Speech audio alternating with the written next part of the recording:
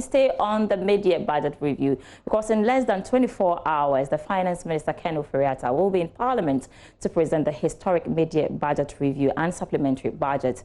It is historic because the world is in serious crisis due to the impact of the coronavirus pandemic. Government has revised its expenditure due to the pandemic, but ahead of that presentation tomorrow, former Finance Minister Seth Tekper is urging Finance Minister Ken Ofori-Atta to separate the borrowings for COVID from ordinary expenditure. I engaged him earlier.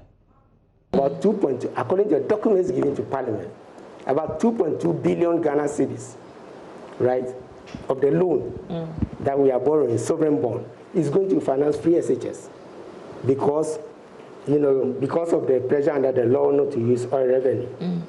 Are we going to be borrowing 2.2 billion annually, even with cedis, to finance free SHS? From all these indicators, do you think government can continue to fund the free SHS with COVID in now?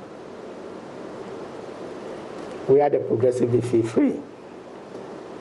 So I can say for sure that if we had continued with the infrastructure, right, and we had built, completed our 200 free SHS schools, people say, but what would have happened? Precisely what would have happened was that we would have finished 200 free SHS schools. Can you imagine the impact of students staying in their community to attend school? Boarding costs will be down, and all those day schools, they will be sleeping on verandas, and other day students who are day students posted outside their homes and they are sleeping on verandas because there are no boarding houses, no infrastructure. No. So what should government do now? The trajectory will definitely be different. So what should government do? As somebody who has advised governments, and disclosure, I worked at a firm. You don't give solutions until somebody gives you the figures. Yes, on what are you basing, on what are you basing the advice? So I'm saying, let us see the full cost of free SHS. Let's see where it is coming from, right? Then you can offer advice. Right? My flag bearer has said he would open up that for discussion for all Ghanaians.